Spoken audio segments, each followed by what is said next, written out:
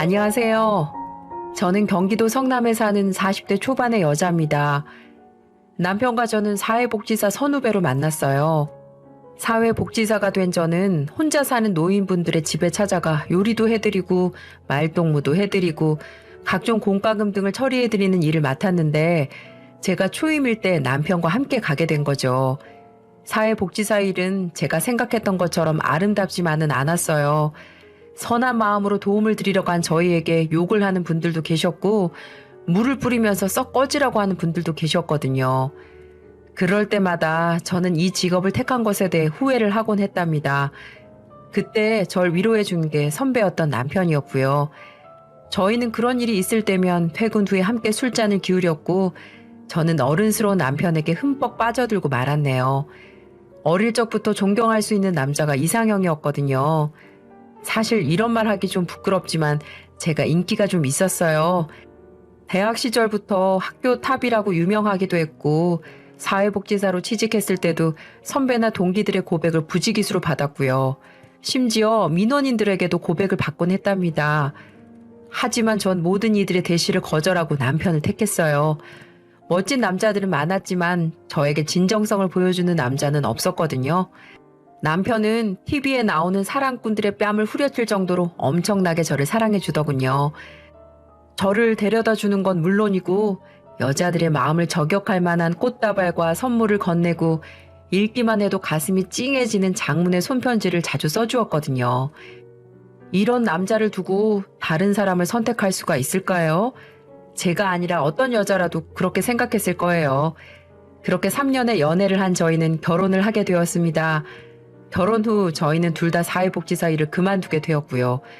저는 결혼하자마자 아이가 들어서서 그랬고 남편은 사회복지사 월급은 저를 책임질 수 없다는 게 그 이유였어요.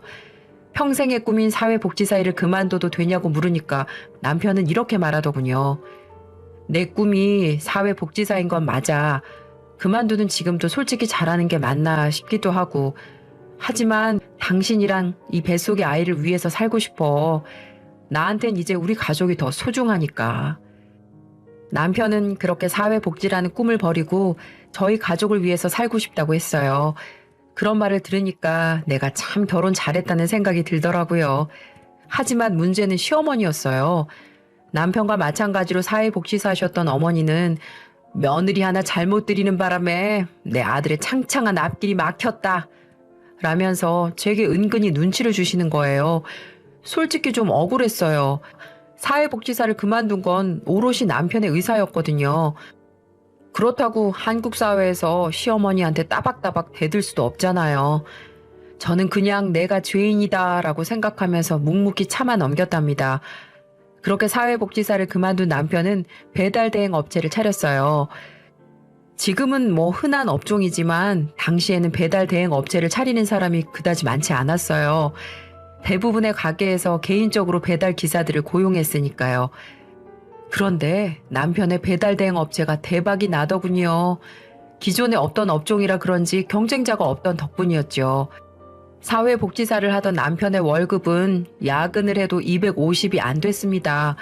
그런데 배달 대행 업체를 차리니까 그 돈을 사흘 만에 벌어오더군요. 그야말로 대박이 난 거였어요. 여보, 대박이다, 대박이야. 이제 당신이랑 우리 애기 행복하게 해줄 수 있어. 조금만 기다려. 내가 강남으로 이사가게 해줄 테니까. 돈을 쌍끌이로 벌어들이게 된 남편은 신바람이 나더니 저를 호강시켜 주겠다고 했답니다. 만약 돈 관리를 남편이 했다면 실감이 나지 않았을 거예요.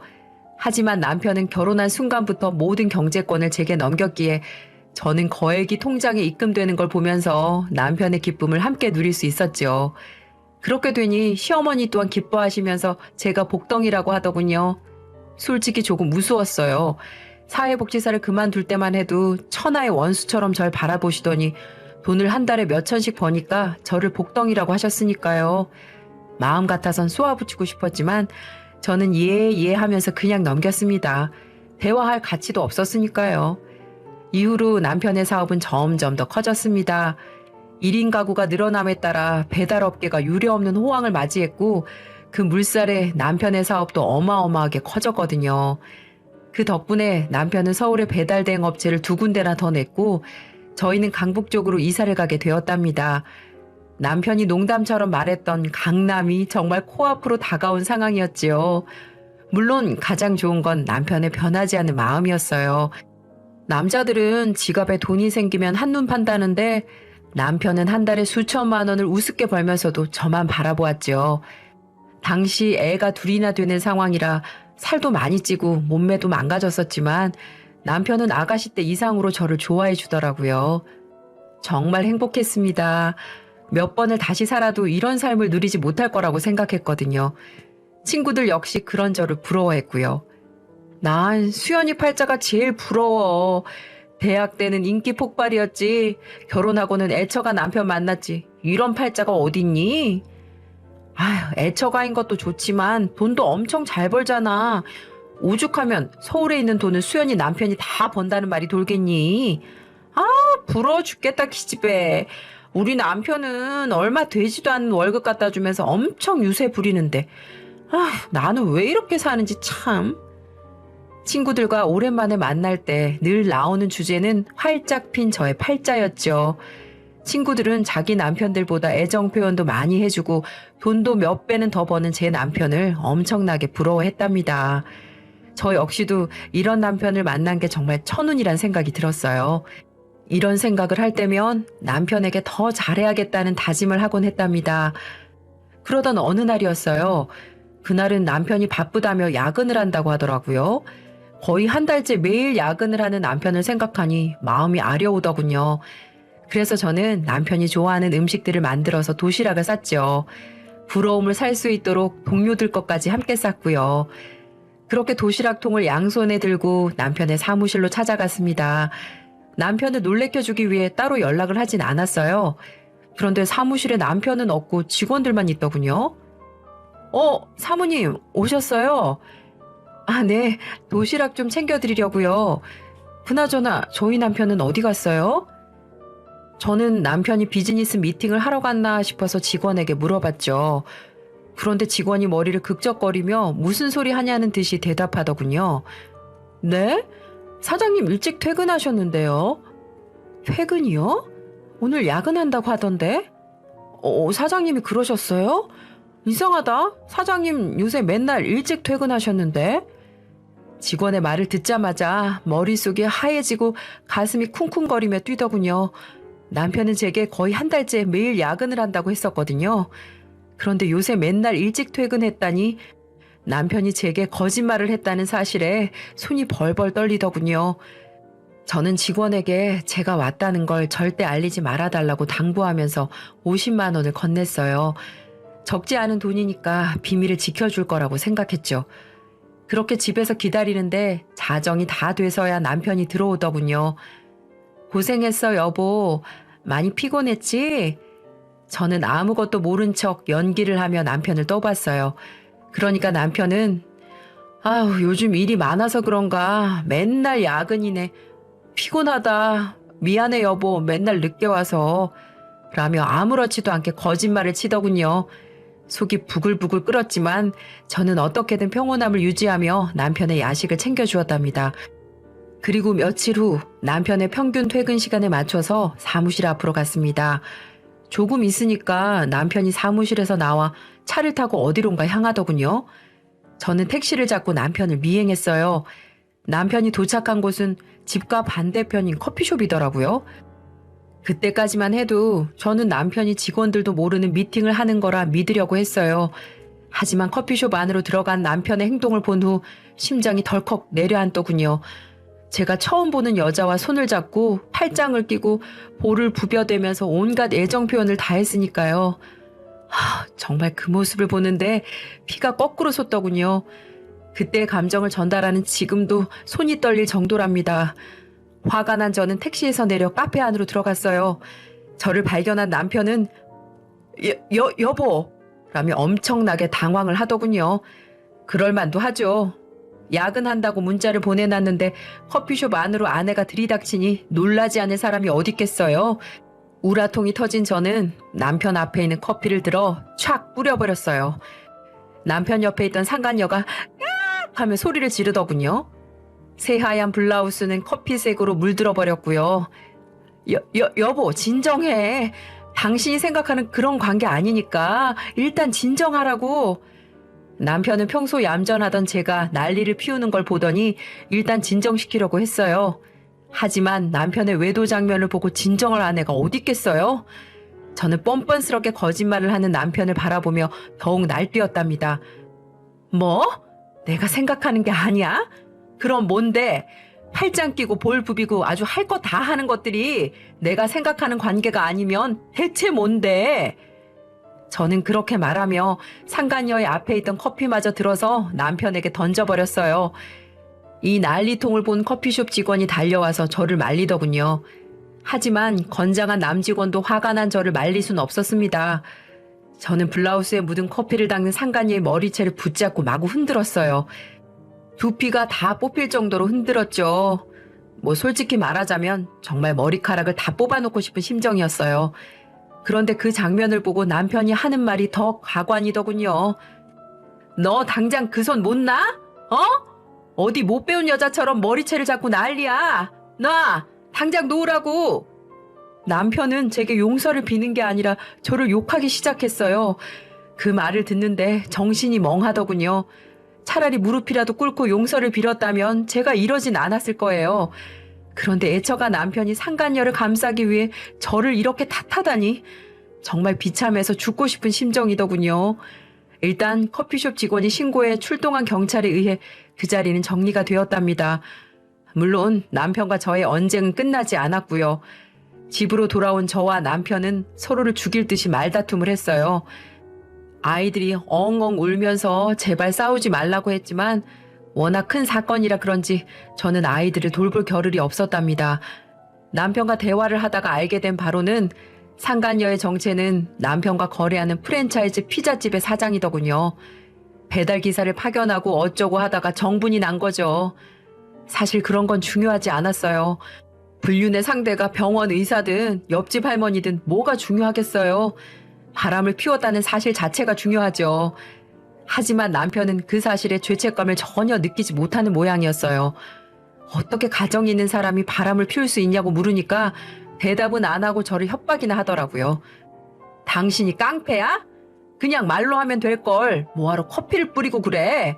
이게 드라마인 줄 알아? 그러다가 유리라도 깨져서 그 여자가 다치면 어떡하려고 그래?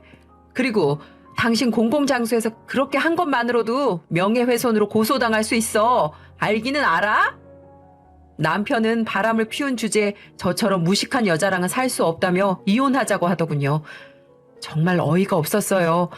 애처가인 남편이 돌변한 것도 어이가 없지만 바람을 피운 주제에 무슨 피해자라도 되는 것처럼 갈라서자는 게 더 어이가 없었으니까요.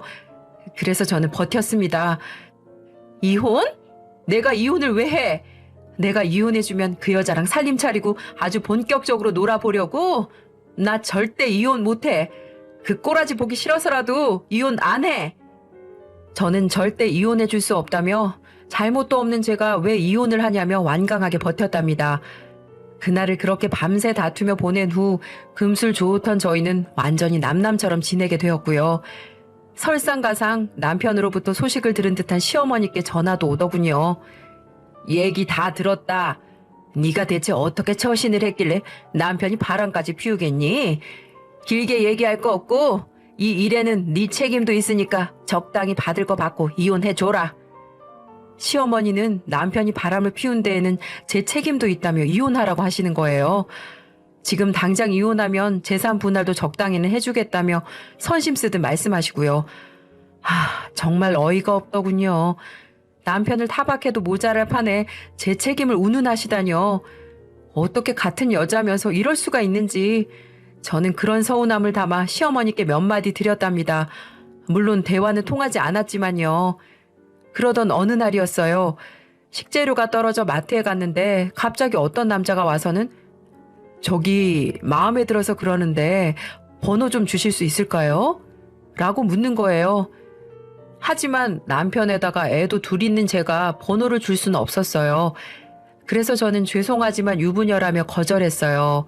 하지만 남자는 정말 끈질길 정도로 따라붙으며 번호를 요구하더군요. 슬슬 화딱지가 났던 저는 아니, 유부녀라고 말씀드렸는데 왜 자꾸 이러세요? 또 한 번 이러시면 경찰에 신고할 거예요? 라며 소리를 질렀습니다. 그제야 남자가 물러서더군요. 그렇게 일주일 정도가 지났어요.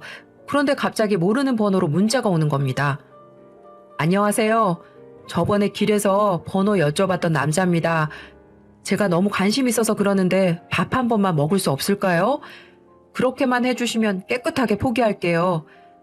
모르는 번호의 주인공은 그때 번호를 달라던 남자였어요. 어떻게 제 번호를 알고 연락한 건지 아주 소름이 돋더군요. 마음 같아선 차단하고 싶었지만 그럴 수가 없었어요. 제 번호를 알아낸 사람이 집 주소까지 알아내면 어쩌나 싶었거든요. 그래서 저는 정중하게 저는 가정이 있는 사람이니 그럴 수가 없다. 그러니까 좋은 인연 찾으셨으면 좋겠다라는 문자를 보냈죠. 하지만 그 정체불명의 남자는 계속해서 문자를 보내면서 밥 한 번만 먹어달라고 문자를 보내더라고요. 일단 그날은 어떻게 떼어냈는데 찜찜함은 계속해서 이어지더군요. 가끔 초인종이라도 울리면 그 남자가 아닐까 싶고요. 남편에게 상의를 하고 싶었지만 남편의 불륜으로 인해 대화가 단절된 지 한참 지난 시점이라 말을 할 수조차 없었죠. 그렇게 또 한 달의 시간이 지났습니다. 그날은 제가 고등학교 동창들과 레스토랑에서 식사를 하는 날이었어요. 모처럼 고급스러운 자리에 가는지라 저는 말끔하게 차려입고 집 밖으로 나섰죠. 그런데 택시를 잡으려고 서 있는 순간 또 그 남자가 나타난 거예요. 제게 번호를 달라며 집요하게 매달리던 그 남자가요. 안녕하세요. 어디 가시나 봐요? 남자는 그때처럼 잘생긴 얼굴과 다정한 미소로 제게 접근하더군요. 하지만 저는 그런 것들이 더욱 소름 끼치게 느껴졌어요. 대체 누구시죠? 누구신데 이렇게 자꾸만 접근하시는 거예요? 누구냐뇨. 그냥 그쪽 마음에 들어하는 사람이죠. 저기요. 제가 분명 몇 번이나 말씀드렸잖아요. 저는 애가 둘이나 되는 유부녀라고요. 확실하게 말씀드렸는데 대체 왜 이러시는 거예요? 알고 있습니다.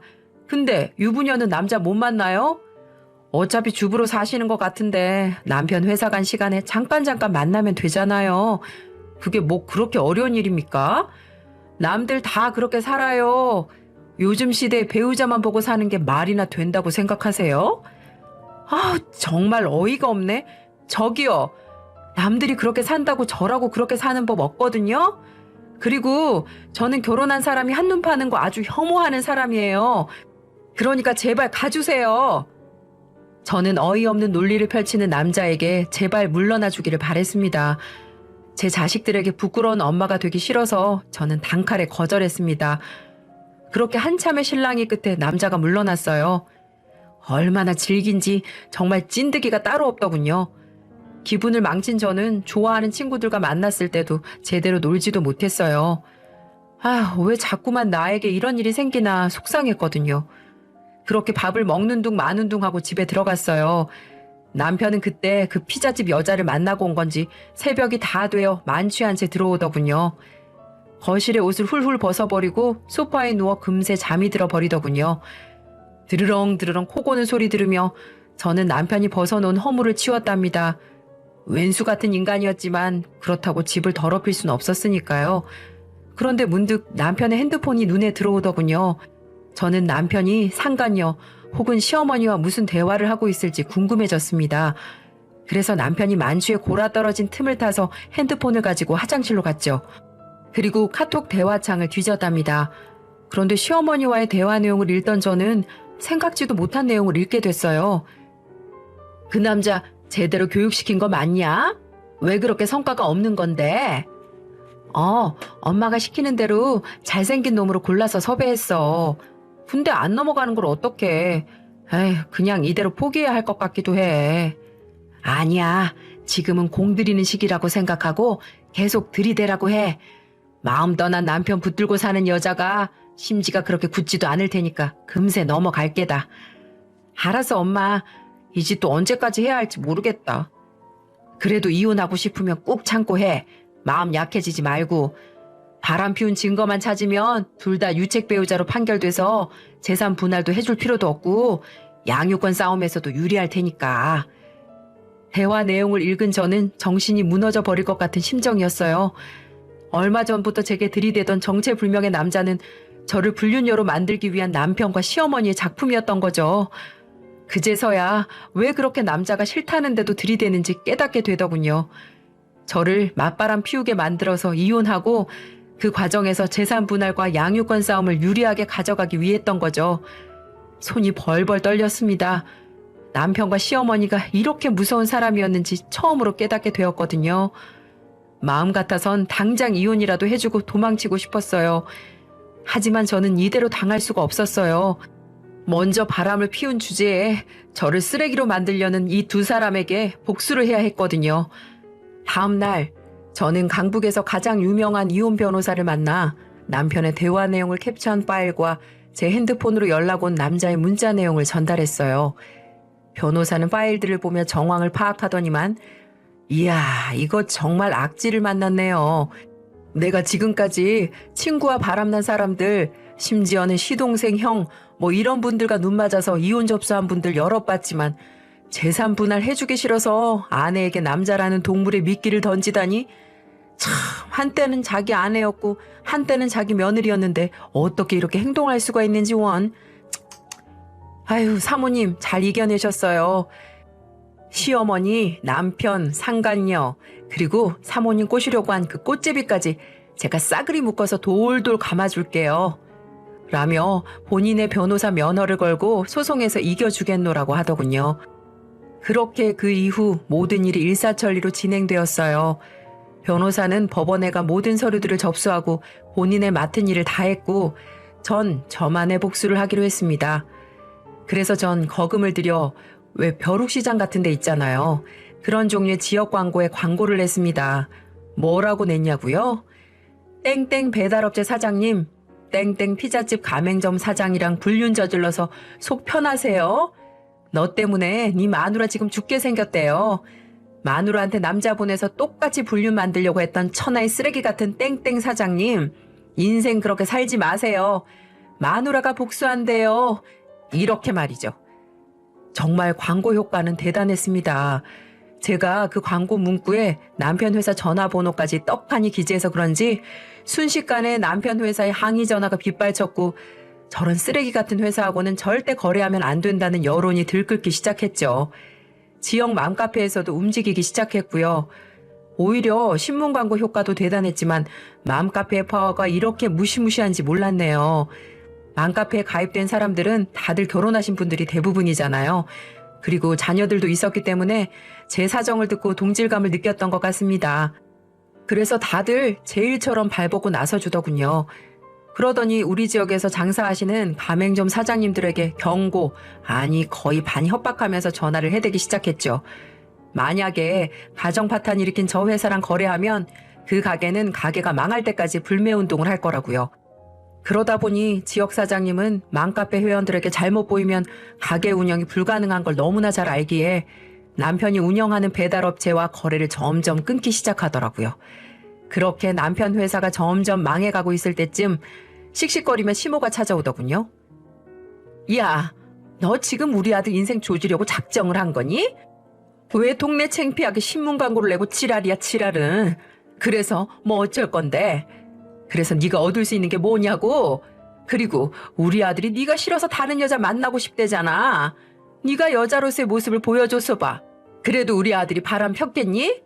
네가 화장 지우면 김이 죽은 게 자글자글해서 쳐다보기도 싫다고. 저번에 우리 아들이 그러더라. 평소에 관리를 좀 하든가. 그리고 옛날에는 남자가 바람 펴도 여자 찍소리도 못했어. 참 세상 좋아졌다. 그리고 내가 이혼해주면 충분히 대가는 지불해준다고 했잖니. 도대체 얼마를 원한 건데? 5천? 7천? 말해봐.